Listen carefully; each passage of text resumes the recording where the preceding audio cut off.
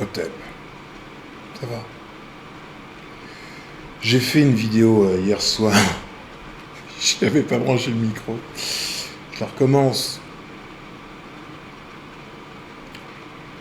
Comme ça. Tu vois,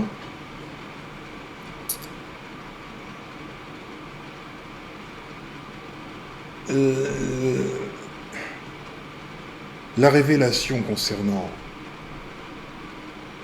le fait qu'il y ait deux espèces ici, une qui se fait appeler Homo sapiens, la légitime, et l'autre qui se fait appeler Néandertal, un pur produit de laboratoire mené par des entités. Cette connaissance, je ne l'ai pas eue par les voies ordinaires. Et vois-tu, ne pas voir une telle évidence après des années de vie est un choc. Le fait de ne pas savoir qu'il y a le soleil dans le ciel,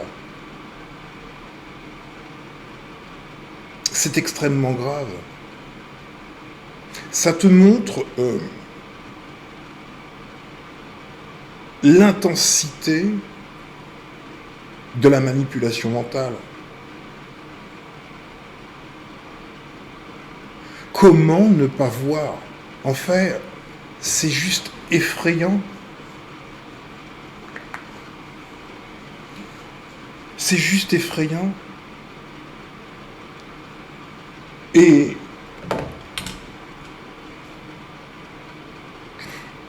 ne pas voir cela, c'est tellement choquant quand on le voit, au bout d'un moment.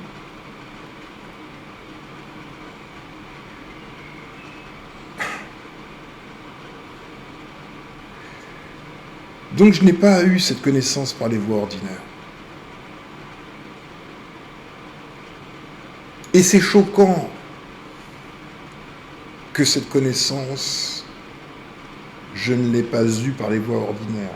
Il y a quelques années ou décennies, c'eût été normal. Mais aujourd'hui, avec toute l'information qui nous est accessible sur Internet, entre autres, par le seul fait d'avoir les yeux ouverts, comment se fait-il qu'on ne voit pas l'évidence? Il y a eu des siècles de barbarie sur des êtres humains, les seuls êtres humains. Et ceux qui l'appliquent, l'ont appliqué, ou en ont été les témoins, pendant des siècles, ne se sont jamais dit « ceci est le mal ». C'est extraordinaire. C'est extraordinaire de ne pas voir l'évidence. Donc hier soir, je suis allé sur la chaîne de Gabriel Bellima pour voir une autre vidéo, qui était la dernière qui était mise en ligne. Et on va voir ensemble. On va voir ensemble.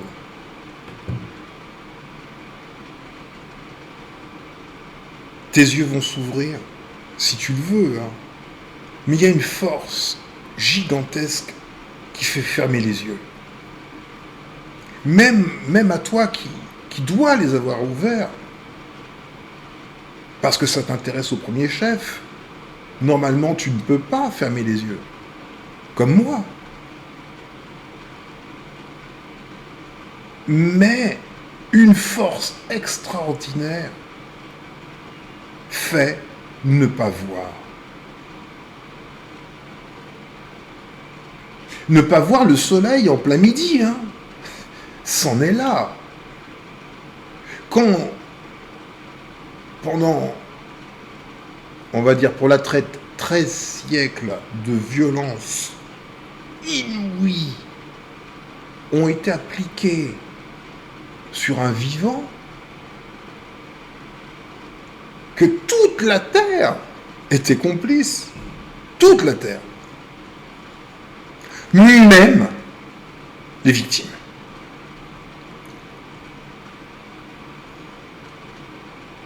C'est vraiment qu'on est sous le joug de quelque chose de puissant. Vois-tu, quiconque est témoin ou sait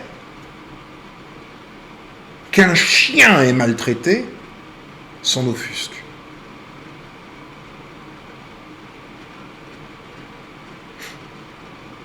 Donc le truc, il est bien autre.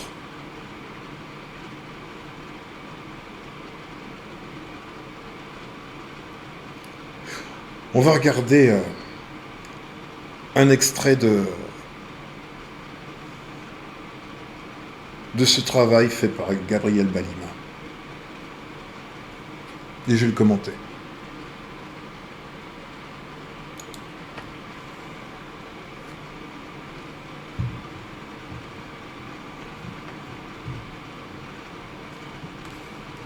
Attends, j'arrange bien les choses.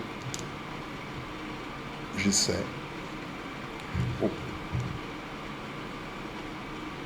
Je pense que c'est pas trop mal. Bah non, carrément pas. C'est ce qui me gêne, c'est ça. Voilà. Hop. Ce que tu vas voir là est ce que j'appelle une confirmation. Une confirmation de ce que je te transmets. Hein. Une confirmation par un autre biais, tout simplement. Prête bien l'oreille, regarde bien les choses. C'est très important.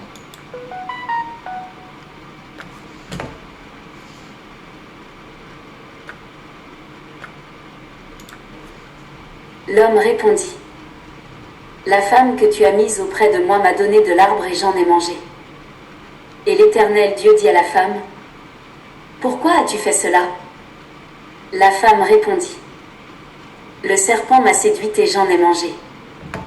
L'Éternel Dieu dit au serpent : Puisque tu as fait cela, tu seras maudit entre tout le bétail et entre tous les animaux des champs, tu marcheras sur ton ventre, et tu mangeras de la poussière tous les jours de ta vie. Je mettrai inimitié entre toi et la femme, entre ta postérité et sa postérité. Celle-ci t'écrasera la tête et tu lui blesseras le talon. Genèse 3, 9 à 15. Sur la base de ce jugement prononcé par le Seigneur Dieu, une mystérieuse pédagogie émerge et nous apprend qu'il y a deux postérités différentes évoluant à la surface de la terre, à savoir la postérité de la femme et celle du serpent ancien. Voilà. Nous savons que la postérité de la femme est... Voilà. Il y a deux postérités qui évoluent sur la surface de la terre.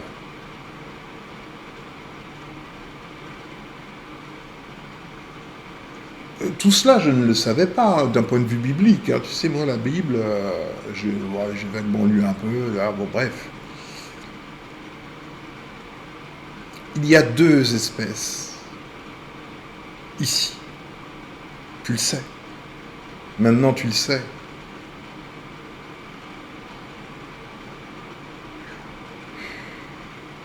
Vois-tu ça ? Il faut que tu fasses très attention à ça. D'accord ? Je t'ai dit que le pseudo-homme de Denisova était un géant. Parce que les vestiges qu'on a pu trouver selon les déclarations de la science furent 2 molaires et une phalange. Je t'ai dit que je les avais vus et que les molaires était juste énorme. Énorme. Ainsi que la phalange. Or, ces vestiges trouvés dans la grotte de Denisova, dans les montagnes de l'Altaï,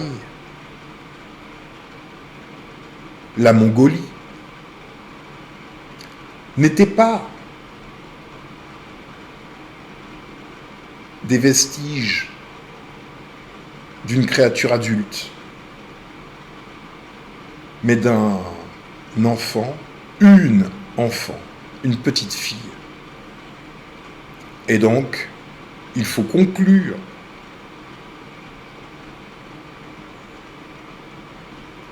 que nécessairement, il s'agissait d'une espèce, Denisova, de géant.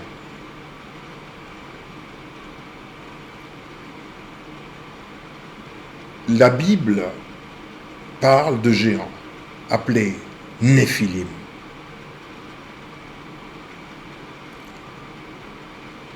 Tu dois rationnellement douter de ce que les paléontologues n'aient trouvé que 2 molaires et une phalange. C'est peu probable. On a trouvé des vestiges de Néandertal, mais étonnamment, s'agissant de Denisova,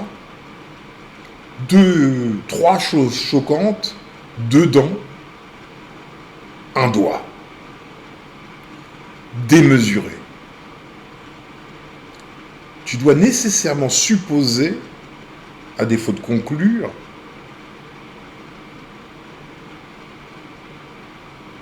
que le reste est caché. Pour pouvoir bien cacher, on crée des faux. Des faux un peu dans cet esprit-là, c'est-à-dire que on va décrédibiliser les géants. Pour décrédibiliser les géants, on va faire des montages photos et après, on va s'en moquer en disant « Regardez, tout le monde y a cru alors que c'était un concours de photos, etc. » Oh, les abrutis. Et ça te fait rejeter tout en bloc. C'est une stratégie pour que justement tu rejettes en bloc. Donc dans ces photos de géants, il y a des faux et il y a des vrais. Et les faux n'ont été produits que pour décrédibiliser les vrais. Tu comprends ? Je t'ai dit que, et tu le sais, hein, dans la génétique de certains humains, il y avait des gènes de Denisoviens. Je t'ai dit que compte tenu du fait qu'ils furent des géants, il était impossible que leurs gènes furent transmis par la voie sexuelle. Si tu regardes les proportions de cette créature par rapport à un humain, tu dois te douter que même en étant très souple, Madame Homo sapiens aurait quelques difficultés. Ainsi, si des gènes de Denisoviens sont, ça c'est une certitude, dans le génome de certains Homo sapiens, dont les Papous de Nouvelle-Guinée qui en détiennent quelque chose comme 5%, c'est gigantesque, hein, c'est donc qu'ils y sont arrivés par un autre biais. C'est de la logique, du pur bon sens. Ok? Continuons. Constituer des enfants qu'elle conçut en union avec son mari Adam, et dont la généalogie est méticuleusement enregistrée dans la Sainte Bible pour compter d'Adam jusqu'au déluge, de Noé jusqu'à Abraham, d'Abraham au roi David et du roi David au Seigneur Jésus-Christ. Mais quel peuple ou quelle nation constitue la postérité du diable et dont le Seigneur Dieu fit mention dans ces passages? Alors, quel peuple fait partie de la postérité du diable?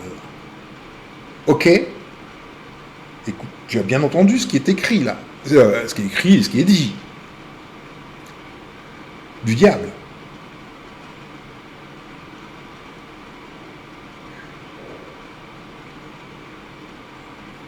C'est-à-dire que c'est un résumé finalement de ce que je t'ai dit depuis je ne sais combien de vidéos. Il y a la vie, la vraie, la vie vivifiante qui crée les créatures. Et il y a une créature qui n'est pas de la vie. Tout ce qui n'est pas de la vie peut être appelé du diable, même si on ne connaît pas le diable. On peut poser un nom sur ce qui n'est pas la vie. Et on peut appeler la vie Dieu. Ça n'a pas beaucoup d'importance. Il y a le légitime, le naturel, et ce qui est autre et qui n'entre pas dans la mécanique horlogère cosmique. C'est tout. Si les scientifiques généticiens actuels venaient à produire une créature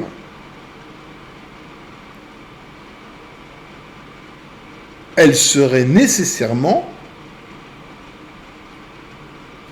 autre que de la vie. Elle serait de volonté de généticien. On peut appeler ça du diable, pourquoi pas? C'est pas très important au fond. L'important c'est que il y a la vie et il y a tout ce qui n'est pas la vie.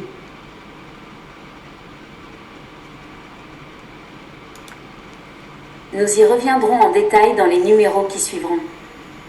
L'ingérence de Lucifer, l'ange rebelle, dans les affaires du bon Dieu a jeté l'opprobre et la désolation sur la création.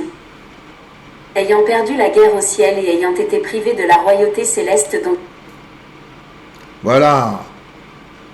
Une autre image. Je ne sais pas si elle est vraie ou si elle est fausse. Je sais qu'il y a des images qui sont vraies et des images qui sont fausses. Et que les fausses, les montages, sont faits pour semer la confusion et jeter le discrédit. Mais assurément, il y a 2 molaires et une phalange qui appartiennent à une petite fille et qui sont gigantesques. Alors tout ce qui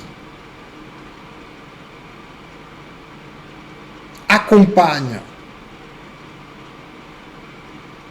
ces vestiges sont proportionnels aux objets trouvés. Ça, c'est de la logique. C'est de la rationalité. Tu comprends?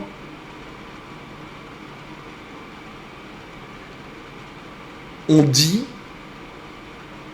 homothétique. Ce qui est homothétique, c'est ce qui s'agrandit de manière proportionnelle. Tu comprends? Si je trouve une dent grande comme celle-là, proportionnellement, j'ai un corps et tout un ensemble grand comme ce que tu vois. Tu me suis? Ceux-là sont les Néphilim. Égal Denisova. Et je ne dis pas homme. Denisova. Mais ce ne sont pas eux qui nous intéressent le plus. Ceux-là, on n'en croise pas. Ils n'ont pas agi. Leurs gènes ont été placés dans certaines créatures Homo sapiens par le génie génétique, pas par le viol, pas par la violence. Et ils ne sont pas là. Ils ne sont plus là. Dont il rêvait tant. Il tournera ses regards vers le nouveau royaume de Dieu sur terre. Pour ce faire, il opposera les humains à leur Créateur par l'introduction du péché et par sa semence diabolique. En effet, la Bible précise que les géants qui ont péri dans le déluge de Noé constituaient la semence du diable selon ce qui est écrit. Les fils de Dieu, c'est-à-dire les anges déchus, virent que... Eh bien, moi, je te dis que il n'y a pas que les Néphilim qui sont la semence du diable. Il n'y a pas que Denisova. Néandertal aussi. La seule différence, c'est que Néandertal, il est ici, aujourd'hui. Il a juste changé de look. Les filles des hommes étaient belles. Et ils prirent pour femmes celles qu'ils choisirent parmi elles. À cette époque-là, il y avait des géants sur la terre. Et aussi après que les fils de Dieu se furent unis aux filles des hommes et qu'elles leur eurent donné des enfants. Ce sont ces héros si fameux d'autrefois, Genèse 6.2, 6.4. Mais après le déluge, Lucifer récidiva sa forfaiture car des géants apparurent de nouveau dans la ville fortifiée de Jéricho et ceci constitue une preuve que la semence du diable est omniprésente sur terre. Comprends. Après le... Lucifer, il a une façon de faire.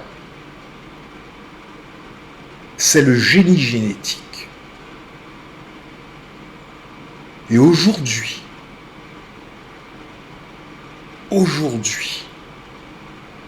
la technique de Lucifer est celle qui prévaut dans ce monde.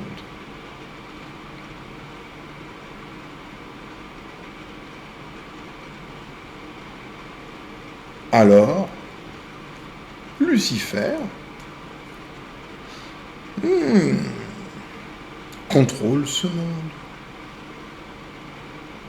L'ordinaire que tu vois, le monde, par extension, est luciférien. Le déluge, le Voilà. grand dilemme dans lequel notre génération est impliquée a pris racine lorsque le Seigneur... J'ai vu cette vidéo hier soir, très tard. J'allais pas faire de vidéo, j'allais rien faire et tout. Sauf que, waouh, tu vois, cette seule image est la synthèse de tout ce que je te dis. Il y a Homo sapiens. Il est noir. On l'appelle Jacob également, en tant qu'espèce, dans la Bible. Qui dit Jacob, dit Homo sapiens. Et il y a celui-là. Il se fait appeler Ésaü. Ésaü, Édom. Le mot Ésaü, le nom Ésaü, veut dire poil long. Le nom Édom veut dire le roux. Et la somme des deux veut dire le machin à poil long et roux. Je te l'ai montré sous la forme du Yéti. C'était des images, des dessins dans des vidéos antérieures. Tu vois, là, on voit encore son visage. mais il était couvert de poils partout, avec les yeux qui dépassaient. Tu vois? Tu comprends? Cette peau n'est pas la peau blanche. Ça n'existe pas, les blancs. Il est achromatique parce que les achromatiques sont velus. Et c'est parce qu'ils sont velus qu'ils sont protégés des intempéries, des rayonnements ultraviolets, etc. D'accord? Ça, on peut l'appeler Néandertal, presque. S'il avait plus des poils partout, ce serait Néandertal. Je t'ai dit que le génie génétique n'est pas vraiment un génie du tout. Parce qu'après quelques dizaines de milliers d'années, ça s'est mis à cafouiller. De toutes les maladies qu'il a eues, l'une d'elles était l'alopécie, la perte des poils. Et donc, cette peau brute, achromatique, est apparue. Et cette peau brute achromatique était hypersensible au rayonnement ultraviolet. Donc il souffrait énormément, il était brûlé, irradié par le soleil.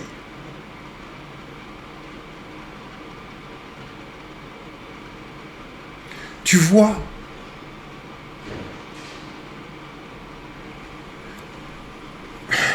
bon, continuons. Seigneur Dieu conclut une alliance éternelle avec Abraham, de qui naîtra le Messie qui devrait régner sur la terre. Lucifer, qui a échoué dans sa conquête de la royauté céleste, voudrait de toute évidence s'asseoir sur le trône du royaume de Dieu sur terre. Lucifer voudrait s'asseoir sur le trône, et c'est tout ce que je te dis. Lui est le légitime. Ce bricolage-là a été produit par quelque chose. On s'en fout. On l'appelle Lucifer, mais c'est tout ça, c'est pas très important. Quelque chose qui n'est pas la vie a produit ça. Quelque chose qui n'est pas la légitimité a produit ça. Et il se trouve que dans la vie, c'est cette chose-là qui aujourd'hui contrôle le monde. Donc cette chose-là étant le produit de trucs qu'on appelle Lucifer, mais c'est pas important ce que c'est. Tout ce qui est important, c'est de savoir que ce truc-là n'a rien à foutre là. Ce n'est pas la vie qui l'a créé. La vie, on peut l'appeler Dieu. D'accord? Ce truc-là a plein de noms. Néandertal, je l'appelle aussi post-néandertal, dès lors que c'est le néandertal, mais ayant déjà plein de problèmes, plein de bugs, et ayant perdu ses poils. Je l'appelle Yamnaya, parce qu'il s'appelle lui-même comme ça, quand il commence à violer les femmes du légitime pour capter sa génétique et corriger sa sale gueule de connard, et tout le reste. Je l'appelle aussi achromatique, puisque c'est bel et bien une peau achromatique. Il n'est pas blanc, il est achromatique, ça n'existe pas blanc. Tu comprends ?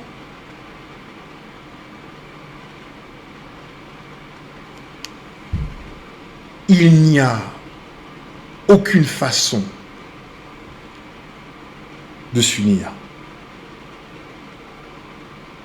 Ce n'est pas possible. Et tu vois, c'est ce que lui veut. Lui là, c'est ce qu'il veut. Lui de aujourd'hui.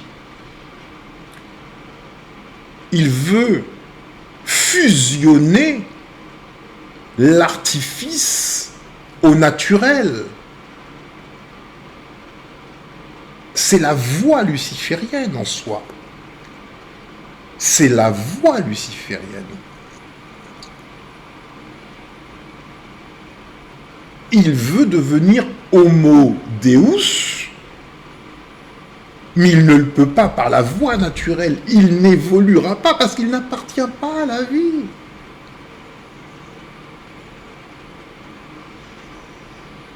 Il va peut-être se mettre un microprocesseur dans le cul, ou je ne sais rien, je ne sais pas ce qu'il veut faire, mais en tout cas, il ne peut pas évoluer.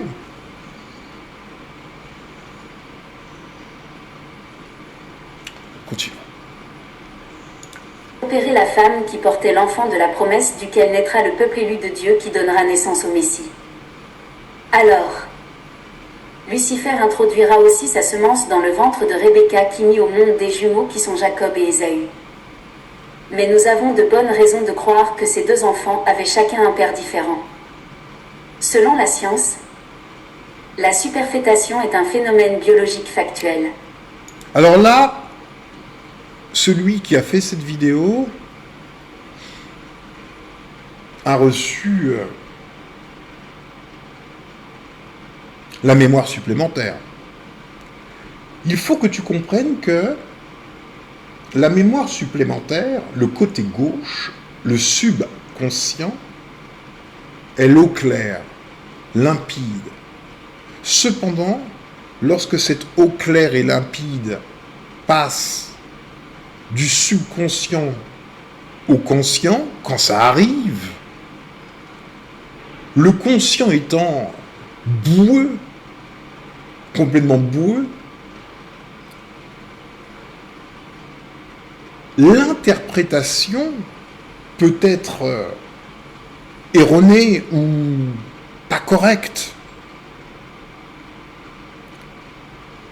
Il s'agit de comprendre que non pas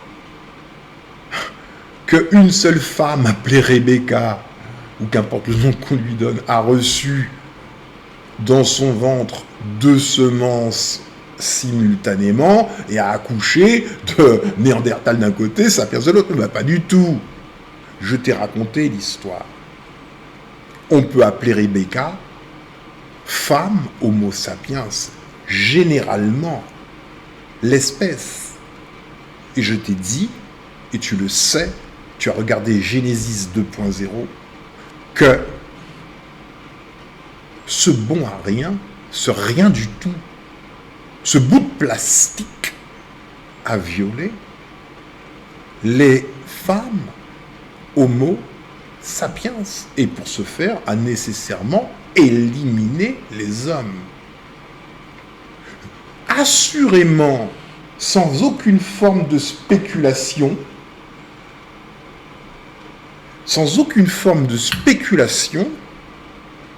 la science confirme qu'il y a bel et bien des gènes de néandertaliens dans le génome des hommes. Mais pas... En fait, c'est pas vrai, c'est pas véritablement vrai. C'est plutôt qu'il y a des gènes d'Homo sapiens en très très très grande quantité dans cet empaffé de Néandertal, produit par des entités ayant comme approche technique le génie génétique. C'est ce qu'il se passe. Il ne s'agit pas d'Homo sapiens qui ont des gènes de Néandertal, il s'agit de Néandertal qui a des gènes d'Homo sapiens. Mais il reste lui-même, intrinsèquement, quel que soit le pourcentage de gènes d'Homo sapiens qu'il détient. Tu vois la nuance ? Elle est de taille. Donc la superfétation,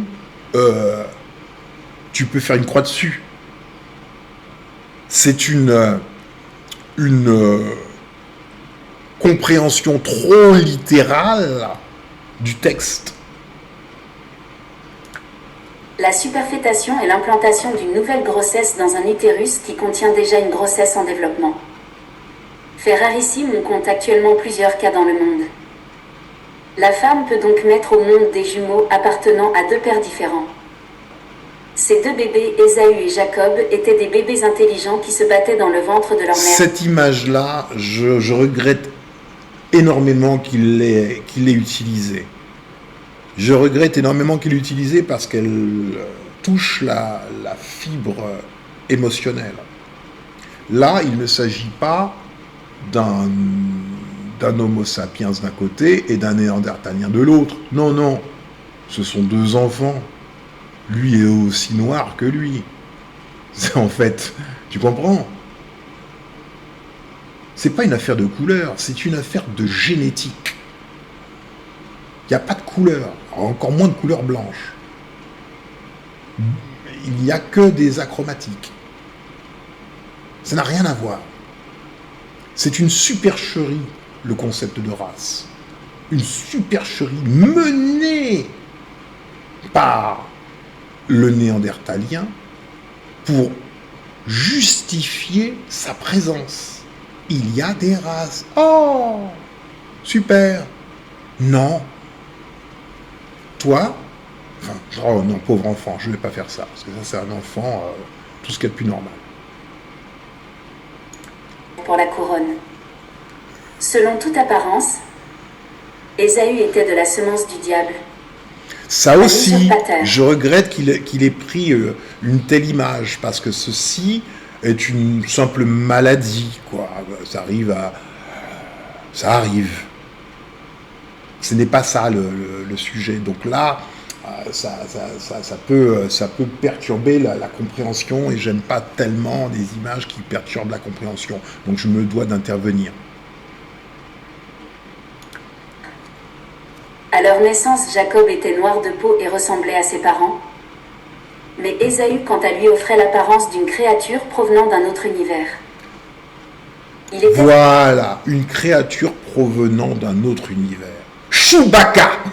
Voilà, on a Chewbacca qui est apparu sur la planète Terre.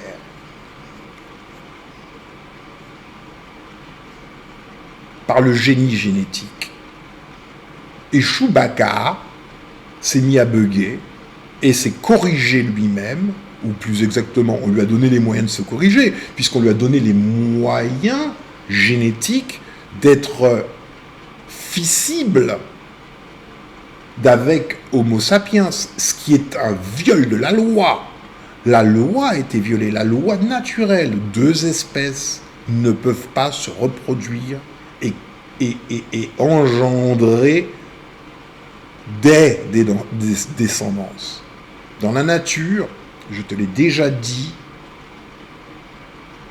il peut arriver que deux espèces différentes produisent une première progéniture, mais ça s'arrête à cette première et unique génération.